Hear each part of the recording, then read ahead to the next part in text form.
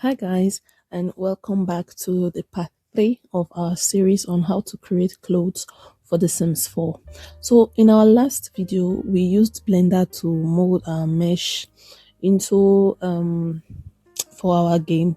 So in this video, we are going to move into texturing by using ZBrush to get very detailed textures for our outfits. So first off, we have to test what we've done so far in the Sims 4 game. So you open up your game and create a scene, then you go and look for our mesh. You know, when we were saving our mesh on our Sims 4 studio, we saved it under metal as I think fabric properties. We saved it under metal. So to make the search easier, you just go to the filter panel, go to material and click on metal, and we'll see our outfit there. Just click on it. So looking at our outfit, it looks very okay on our Sims body. Next, we have to check it on different body types, which is very important to see where you have major clippings, so that when you are doing your final adjustment, you know where and where to adjust. Always check for the bigger body size and the muscular body. Very important. Just use already pre-saved body types, or you use your sliders to change each body to see how you adjust it to fit exactly into all body types. So I think I see a few clippings here and there, but we'll get to that later when we are done with our texturing.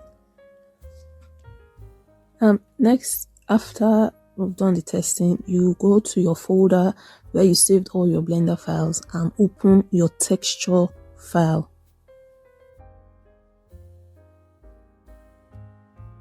Once your file is opened, click on the mesh, hit P on your keyboard and separate by color. Then what you do is you delete your body mesh. We don't need it for texturing. So next we have to separate we have to delete our low poly mesh. So here our low poly is yellow.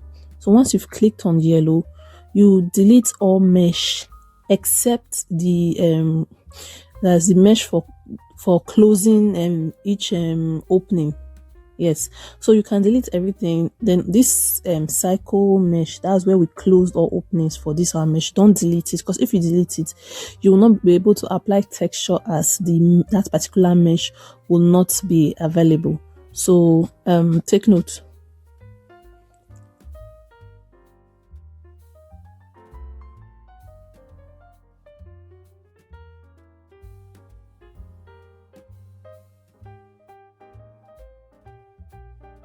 Once you've deleted your low poly mesh, except the mesh that we use to close each opening, you see some yellow parts. That's perfectly okay. So whatever mesh is left, you join it together and rename it high poly, so that it will all become one mesh.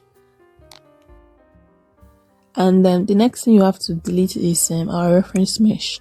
We are done. We don't need our reference mesh for texture. We only need it for the mods. Next, on rig, you turn off the eye stuff and turn off the rendering on rig, because you don't need it. Click on the mesh and change it all to one color. Change it so that it will become one color. Remove the existing material, then just add a new one so that it will be one color. So now let's prepare to export our OBJ so that we can use it in ZBrush. So you open a new layout, name it UV layout, let the width be 2048, then the height will be 1496, then just click on OK. Then you click on our mesh, then click on edit on your tap on your keyboard to go into edit mode. Then you go to image, then export UV layout. Make sure you save your export as a PNG, because we are exporting as an image. So yeah, then next, once you're done with that, you have to open Photoshop.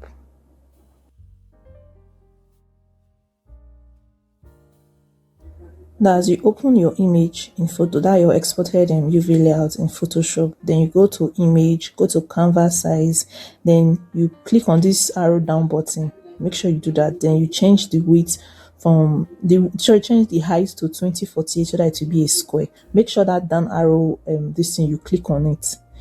Yeah, then press OK. Then it will resize our image into 2048 by 2048, but it will still keep the original position. Then you save your image and exit Photoshop. Then you have to go back to Blender. Then you have to import that image into our UV layouts. Yeah. Once you've imported it, you have to highlight all your mesh. Then you have to return it to the original size by using SY2 on your keyboard to return the size of our UV to the original size. Then after you've done that, you have to place our UV directly on the place on that our imported image. Make sure it's placed directly on top so that the positioning of our mesh will tally with the position of our mesh for our that we imported, our Lord Zero mesh, yeah, so that the texturing will come out well. I don't know if you understand it. Then you zoom in and make sure that all the UVs are properly placed. It's not out of the, you understand? Yeah. So I think that you have to, we're done. Then you have to export as OBJ wavefront so that we can use for texturing in ZBrush. So you just it is on mine. Yeah. Then once you are done renaming it, and what I like doing, I like putting my stuff like in an arranged folder so that I will know exactly where to go to when I'm looking for something. So most times in this case, I'll create a new folder and name it whatever you like, but me, I'll name mine others so that the files that I cannot categorize, I'll just put them under others folder so that when I'm looking for it, I can easily go there. You can just save your own wherever. Once you're done, you just export OBJ wavefronts and think we're done with this part in Blender. So now, another thing I like doing is I like to open the file itself and make sure that it is saved properly, because your MTL file most times is always lower in KB size than your OBJ wavefront size. So what I do is I always make sure to cross check. If I see that the MTL file is higher than the OBJ wavefront file itself, I have to resave it because I've done something somewhere that is not correct. So now when I open my ZBrush, it should look like this. Then I'll go to import so that I can import my OBJ wavefront file. So click on import, go to where you saved your file and then open it. Now what you do is you click once and drag so that your mesh will show. Once you've done it, click only once and drag. Once you're done, you go just click on edit, because if you click twice, two of your mesh is going to show up on the interface. So just click once and drag, then click on edit. So now you can use Alt and the left click to pan your mesh on the screen. Then I think there's a zoom option here where you can just zoom in and zoom out as you like, and you can rotate. The interface is pretty easy to understand. So next, you click on this draw polyframe icon. You click on it, see what it's going to give you. It's going to give you different colors. Then it's going to give you the mesh lines and all of that. You can turn it off by clicking the line. Then you can turn off the color by clicking the other parts. Then once you're done, you go to polygroups. You click on polygroups on this your side menu here. Then you go to auto group mesh. What it's going to do is going to group every face of your mesh into different colors. Like the top part of the mesh now is joined together, they are all in one group, it will give it a color. The skirt part of the mesh, they are all together, it's going to give it a different color. Then the closing, like that inner circle stuff that used to close each openings in your mesh, is going to assign it a different color. So that is basically what this does. So once you've done that, next you go to display properties. Click on display properties and then you click on a double so that both sides of your mesh will show. As you can see, as I'm rotating in my outfit, you can see both the inner part and the outer part, they are visible. If you do not make the display properties, if you not double it, it will only show on one side. The inner side is going to be very dark and you won't be able to apply texture. So the next thing you do, you have to subdivide your mesh. Go to geometry and subdivide. Take note of the poly count. We are at, I think, 6.75 kp. You keep dividing until you get to the million for your poly count. And if you notice, the more you subdivide, the smoother your mesh becomes. So right now I think this should be okay for our subdivision. I think, yeah, this should be it. This should be okay. And as you see, our mesh looks a lot more smoother. And then when we apply texture on our mesh, like when we test it in game, texturing becomes better.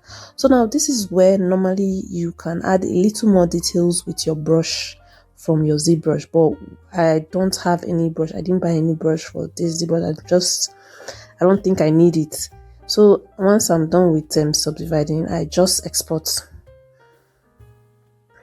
and I just name it high poly because I'm going to use it in my substance painter, but just save it as high poly ZBrush texture.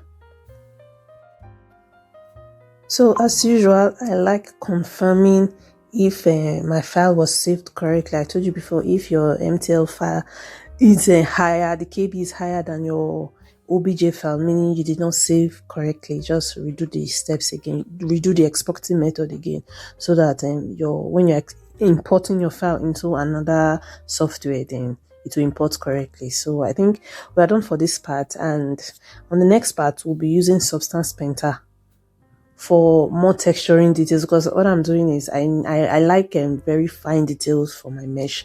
But honestly though, if you don't like to go through all of this process to make your mesh texture like as perfect as possible, you can just texture directly from Blender.